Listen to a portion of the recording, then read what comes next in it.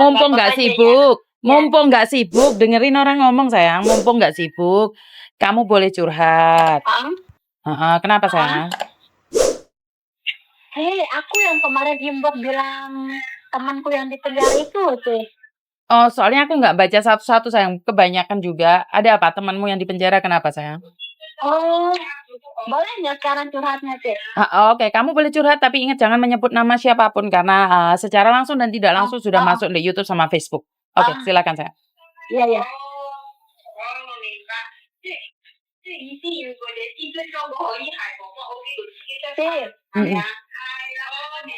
Cari tempat sepi dong, soalnya di situ sibuk banget suaranya nggak dengar sayang.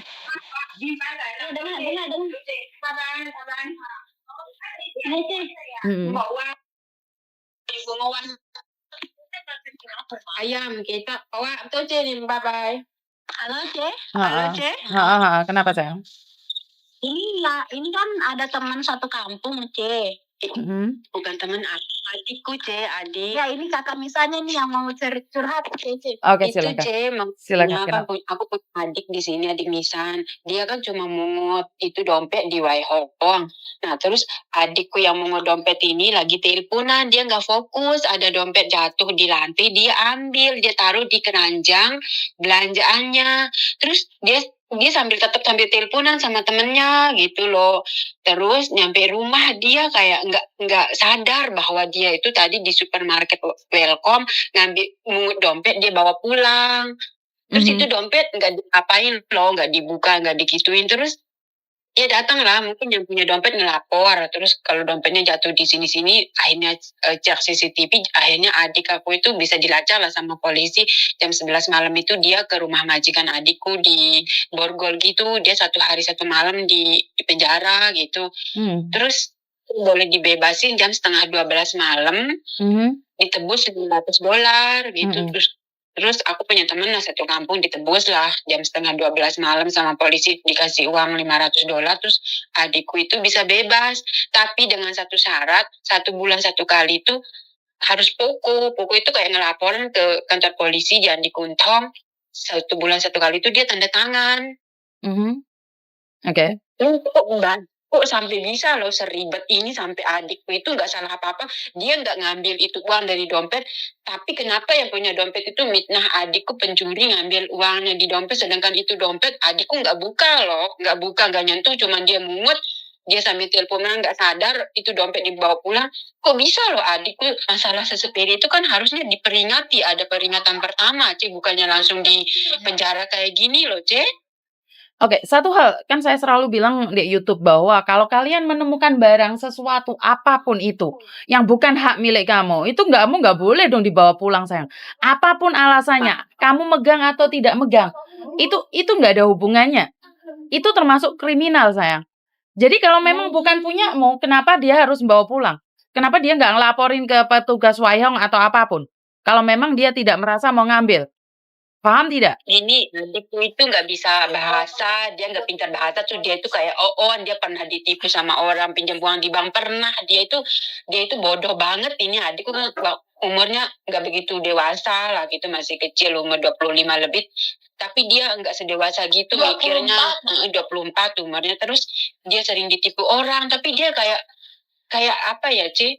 Kayak lah gitu, boleh dibilang adikku banyak ditipu sering kali. Terus waktu ngambil dompet dia sambil teleponan, dia nggak ngelapor, dia nggak tahu peraturan di Hongkong kalau mungut barang sesuatu itu nggak boleh dibawa pulang, dia nggak tahu loh C, nggak tahu kalau kasusnya bakaran seribet ini, sepanjang ini C. Terus dia ketok palu, dia udah 1 tahun loh C, 1 Januari 2022 itu kejadiannya di Waihong. Januari 2023? 22, itu kan 22.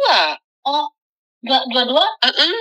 Januari 2022 dia pungut dompet. Nah kemarin sidang tanggal 16 hari Jumat September 2022 dia sidang terakhir ketok palu, dia dicap pencuri. Di penjara berapa bulan? 4-6 bulan katanya agent sih, belum tahu.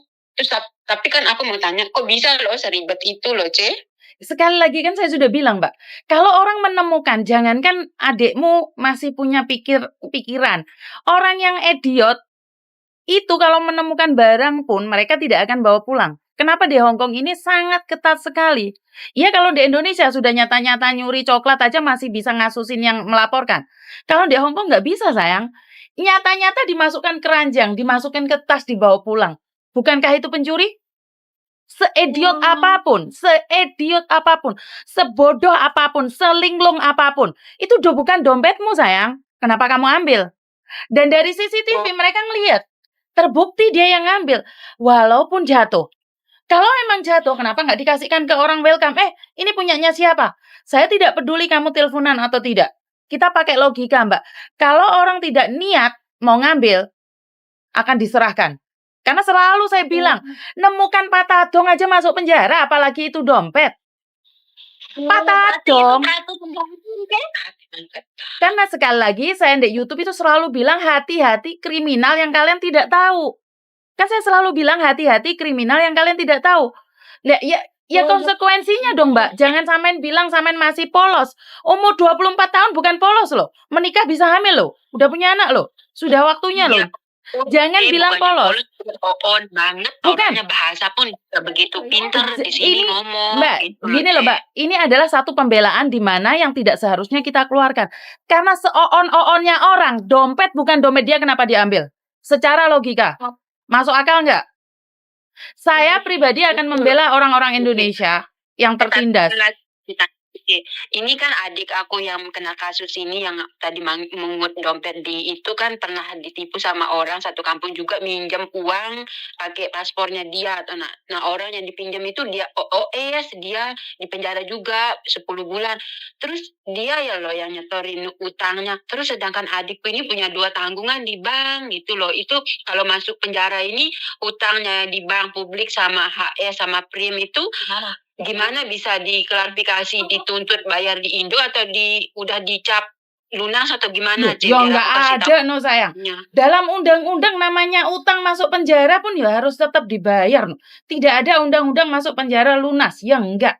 Itu kan sekarang beda. Dia di penjara bukan karena utang, dia penjara karena kriminal. Dinyatakan bahwa dia mencuri. Sekarang gini, bukan masalahnya di mana. Sekarang masalahnya dia itu nyata-nyata ambil dompetnya orang sayang. Saya selalu wanti-wanti, selalu pada semua orang. Jangan pernah ambil yang bukan barangnya. Pacaran, suami istri dikasih Mbak, saat cerai, dituntut nggak dibalikin aja masuk penjara kok, apalagi kamu ambil dompetnya orang. Suami istri, aku sama suamiku, sudah cerai, kartunya dia saya bawa ke ketahuan polisi, saya masuk penjara Mbak. Ini Hong Kong loh. Karena jangan pernah memegang bukan hak milikmu. Itu sudah diklarifikasi, saya sudah ngomong berkali-kali di YouTube. Saya kurang tahu suara saya didengar apa tidak.